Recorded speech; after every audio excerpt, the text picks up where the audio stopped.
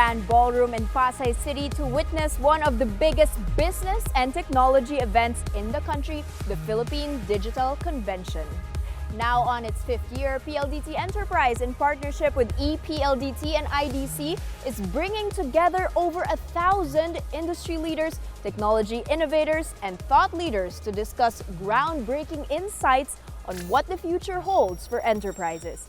I'm Danny Laurel. Join us in this special coverage of the 2019 Philippine Digital Convention.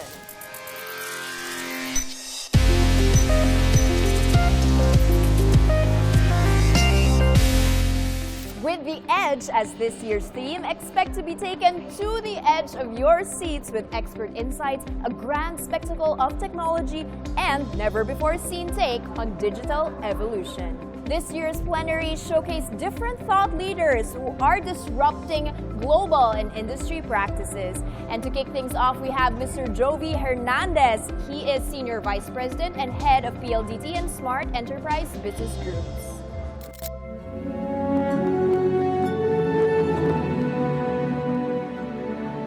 What is it that scares you?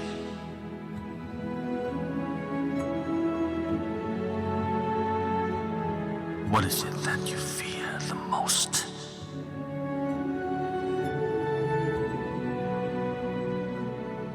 In life, we're often pushed to the limits, tested to the best of our abilities.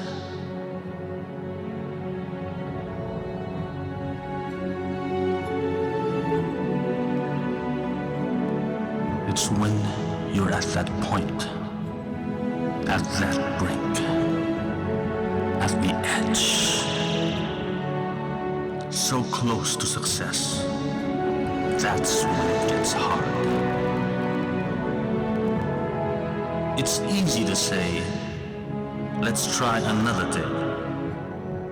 Not today. See, there's a reason why we like taking risks. Because if we are not, are we really trying? Today we want to take you to the edge. Today we want you to take this leap with us.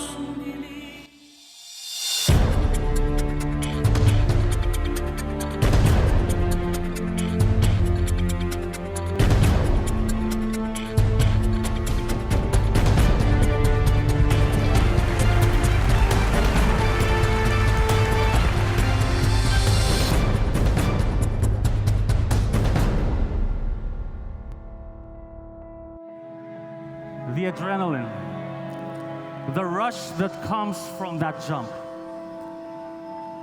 That's what you get from living on the edge. So live on the edge with us, because what we have on this edge will define who we are and what we can truly become. Our connectedness, our mobility, and our security. Connectedness becomes even more important. The ability to make different geographical units work as one singular unit is what enables businesses to become efficient. Mobility allows us to take this state of connectedness wherever we go, for us to use wherever we need. But is it just about the mobile workforce? An equally important part of mobility is about how man interacts with machines. So security, both physical and cyber, is no longer optional, given how cyber attacks have exponentially increased. Connectedness, mobility, security. Ultimately, these three things lead us to the fourth edge, the agile future, which happens to be when man and machine can symbiotically work together, when man can truly accept that we can work with and rely on machines.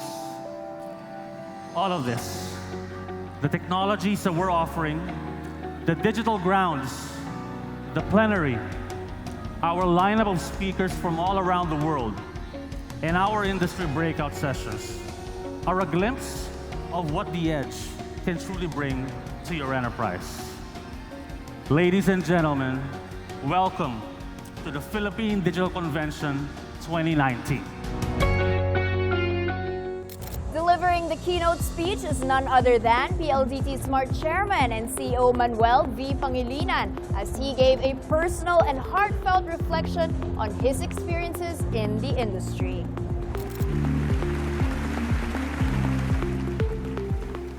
That was a super entrance by Joey. Mr. Joey. Mahirap maghanap buhay talaga sa PLDT, di ba? So let me start. I recall that time in late 1998 when we invested in PLDT, and even earlier when we made our first telco investment in Smart way back in 1993, that everything about our business in telco was only voice. It was a simple world then because we were a single product business. And here we are, only about 20 odd years later, and everything, or almost everything, is digital, and voice has practically faded away. So from that short historical perspective, we welcome you to this digital world, and I'd like to add our welcome to this Philippine Digital Convention 2019. Of course, we all know that the digital business today has become infinitely more complex, multidimensional, multi-products, multi-networks, multi-devices, and participants are no longer limited to telcos. Technology and OTTs have entered, and some are now even playing a bigger role than traditional telcos. The barriers to entry into our industry has come down to the point where practically anyone with the brain and stomach for it can join the market and disrupt it. In addition, we all know that technology has accelerated the pace of change, and with each step forward, it has brought us to the edge. There are no more incumbents in the business, and dominance is slowly receding into irrelevance. That's how risky our business has become. So through all the many developments of technology, I think at the end we should keep in touch with our humanity. More on today's plenary discussions when we return. Stay tuned.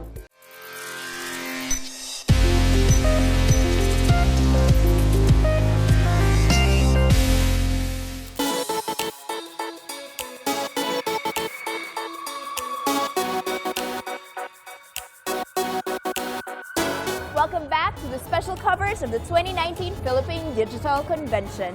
Nowadays, it seems that everyone is talking about the future of work with the emergence of robotics, automation, and 5G. Well, that is the topic of our speaker, the president of Cisco Southeast Asia, Mr. Davin Menon, as he gave us a glimpse of what the future of work will look like.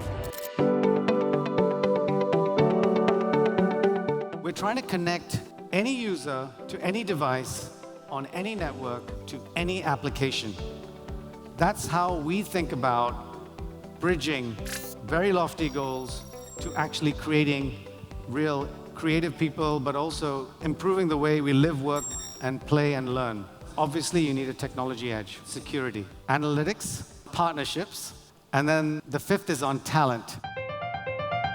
If I was to pick one key technology, I would pick software-defined wide area networking.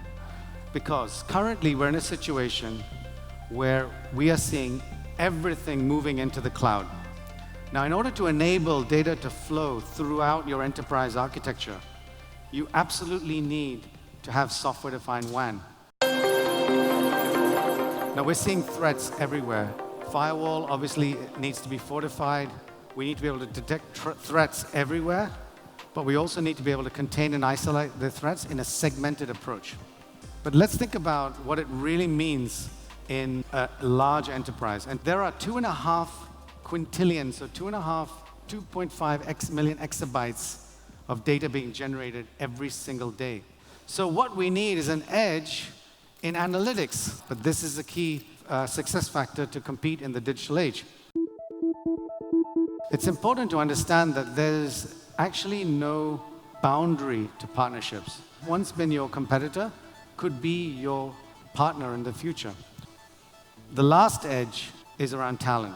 We need a lot more support on enterprise architects We need to find more qualified cybersecurity and software developers.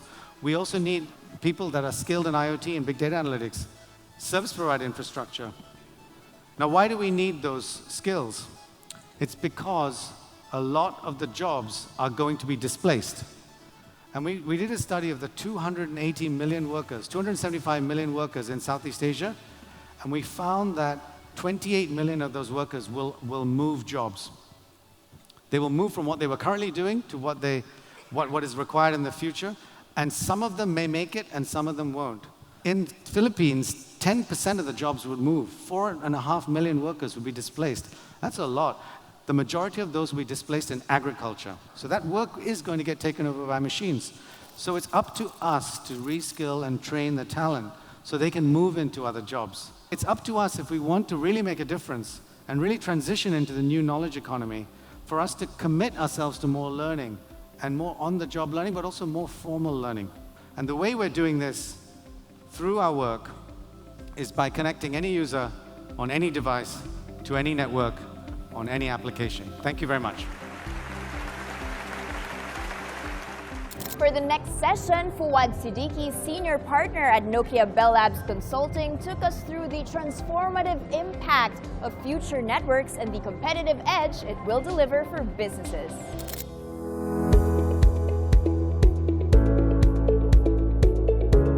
Transhumanism, this is the important one. Greatly enhance human intellectual, physical, and psychological capacity.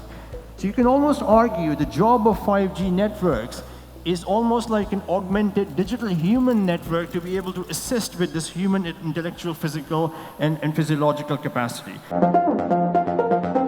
At the heart of all of this is the digital augmented system. We call it the 5G network. And it's the first general purpose technology that sort of forms the foundational network fabric for businesses and like. So my core point is this, that we can extract new value by massively increasing productivity, by automating the industrial and physical environment and sort of coupling that tightly to the human experiences. We can drive it through new value architecture by massively distributing the network to the edges. And we can actually build new value systems using augmented digital human systems that we talk about. I would leave you with the following summary, that think of the 5G network as a 9-dimensional evolution of pushing the envelope of networking thing.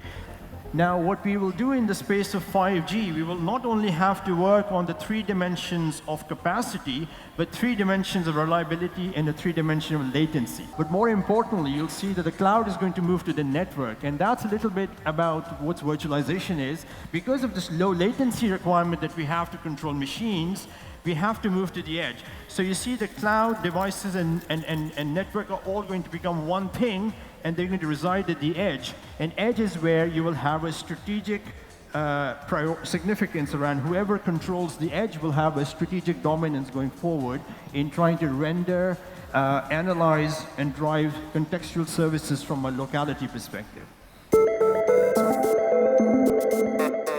This is our FutureX network concept that we have built in Nokia Bell Labs. It is the network that's going to deliver on this promise. As you can see, it's a 9-layered architecture, but the important thing is the following. The bottom part is the most interesting one because, as I talked about, the intelligence is going to collapse to the edges. So what it is NFV running an edge cloud for this high performance, low latency, and that's the world in 2025, which essentially will allow us to sort of drive towards this human-machine collaboration and look for those productivity enhancements and moving this whole apparatus to the edges in trying to drive new value creation. Keeping this concept of edge in mind and how the architecture of the networks have to change from clouds that we have built, which is thousands of kilometers away, centralized, will now have to move to the edges. I call it the harmonization of global-local, because things have to be done locally within a 50 or 100-kilometer radius, because that's where the networks have to be built to be able to deliver on the promise of high performance, low latency, ultra reliability, and security the enterprises will need of the future. So for that reason, clearly edge matters.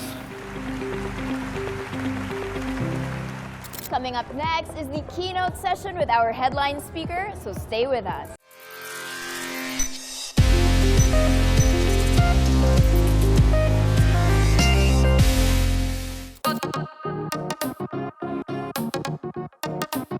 And you're still watching the special coverage of the 2019 Philippine Digital Convention.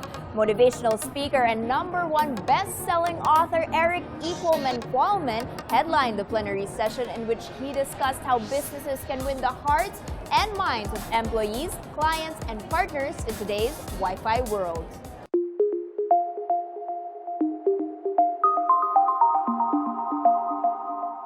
What does it mean to be a digital leader? What are the habits that digital leaders practice? And they practice each and every day. And so when we went into the research, we didn't know if it was going to be 30 habits, if it was going to be 3 habits. But it turns out there's 5 common habits that they all practice. So the first one, it's really about simplification. It's not about adding stuff to your already busy plate. Your plate's already more than full. So it's really about how do I take away, how do I simplify things. Now, when we look at this, how many of you like to make to-do lists? Now, how many of you make a not to-do list? Yeah, it's about 4% of us make not to-do lists. It turns out digital leaders index very high on making not to-do lists. I used to make to-do lists.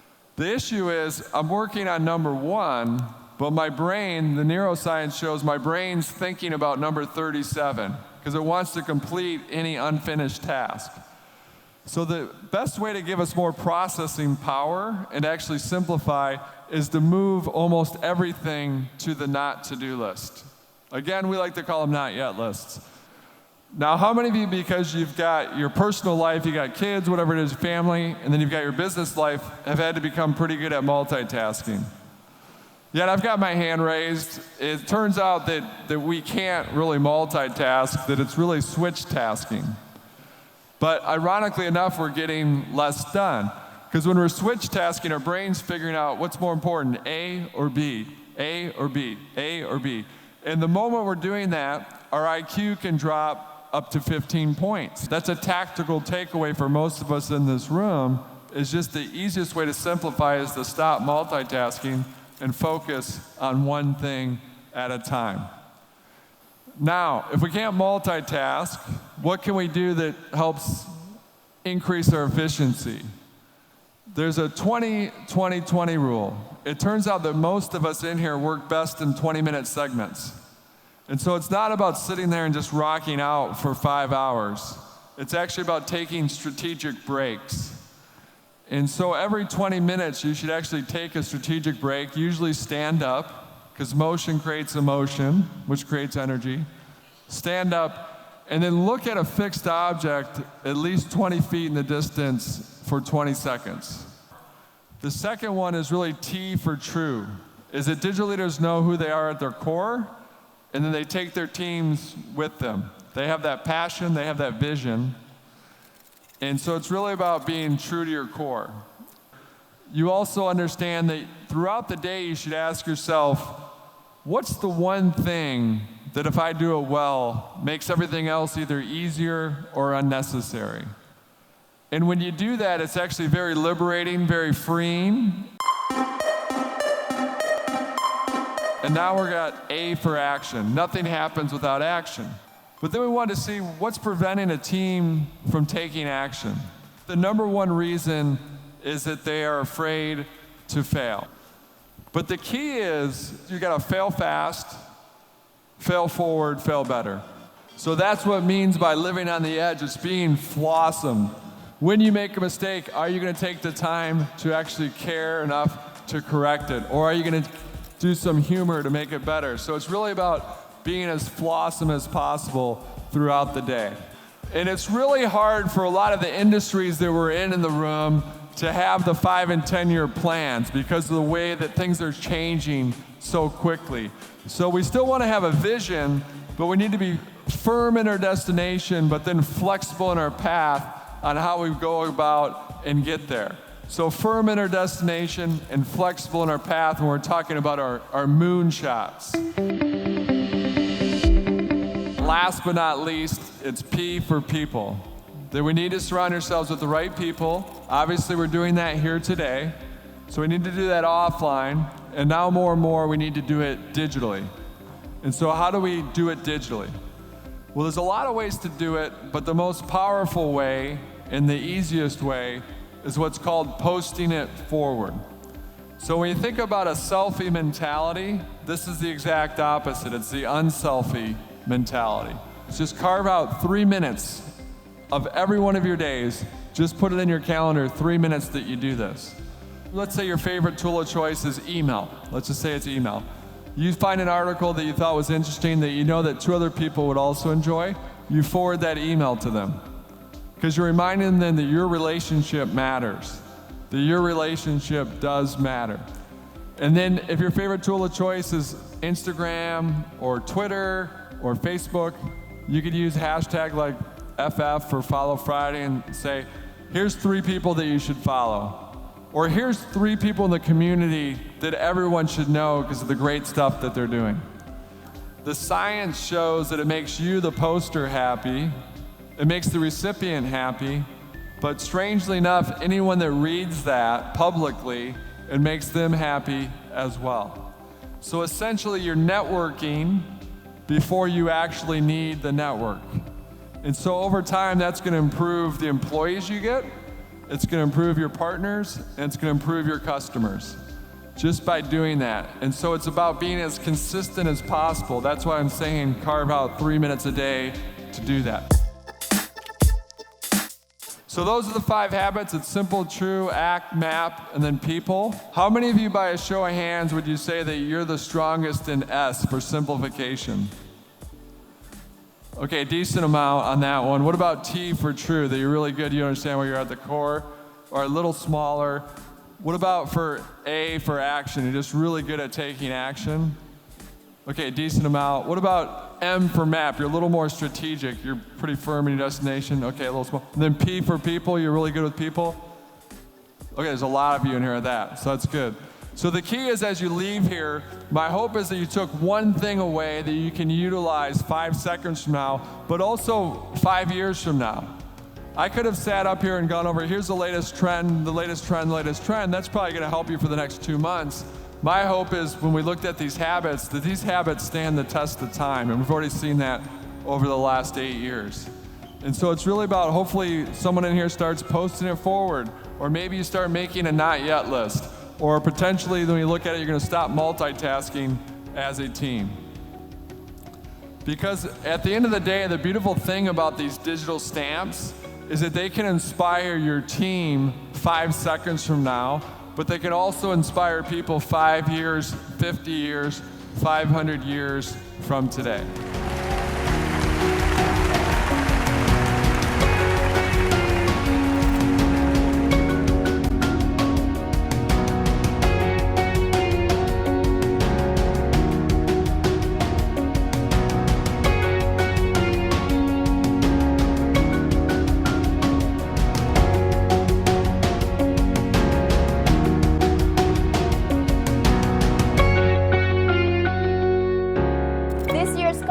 Show that the groundbreaking solutions of today and the innovative concepts of tomorrow can be used as the enterprise's edge for the future. I'm Danny Laurel. Thank you so much for joining us in this special coverage of this year's Philippine Digital Convention.